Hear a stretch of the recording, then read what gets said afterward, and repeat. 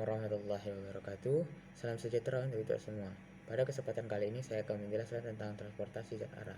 Saya juga akan menjelaskan alat dan bahan apa saja yang akan kita butuhkan, bagaimana langkah percobaannya, dan bagaimana data yang akan didapatkan. Kalau begitu, mari kita mulai. Pertama, kita membutuhkan dua tanaman pacar air dengan syarat memiliki tinggi lebih dari 30 cm, tidak bercabang, dan batang yang bening. Kedua, kita membutuhkan vaselin atau tender care yang akan dioleskan nanti pada tanaman pacar air tersebut. Ketiga, kita membutuhkan pewarna makanan warna merah. Keempat, kita membutuhkan aqua cup, botol, mangkok sebagai wadah. Nantinya akan digunakan untuk mencampur pewarna makanan. Kelima, kita membutuhkan pisau yang nantinya akan kita gunakan untuk mengiris ujung tanaman pacar air.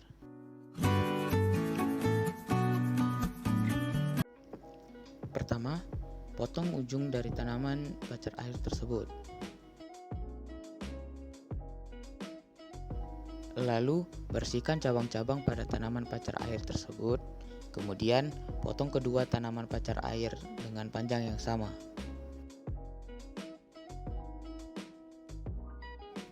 Iris bagian ujung tanaman pacar air sepanjang 3 cm.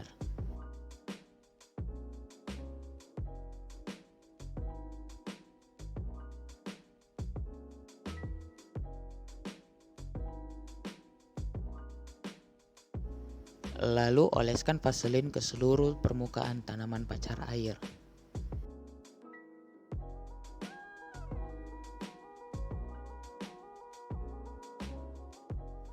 Setelah mengoleskan vaselin ke permukaan tanaman pacar air, setelah itu kita potong botol yang akan kita jadiin wadah.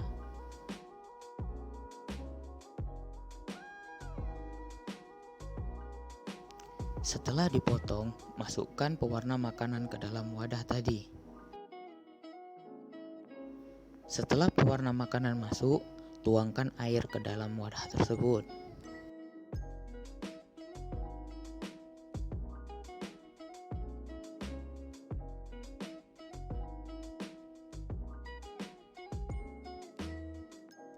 Kemudian, masukkan tanaman pacar air yang sudah dioleskan vaselin, lalu tunggu hingga 30 menit.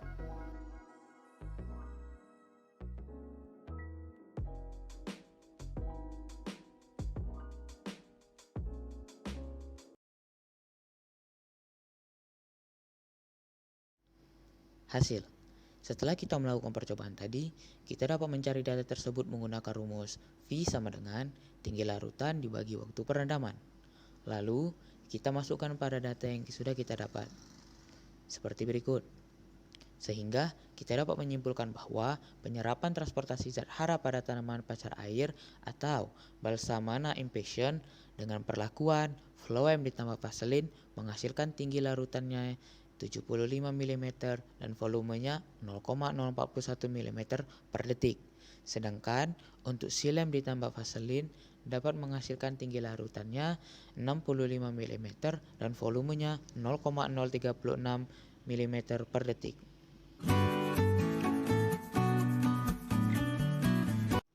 Kesimpulan, transportasi tumbuhan adalah proses pengambilan dan pengangkutan zat-zat ke seluruh bagian tubuh tumbuhan.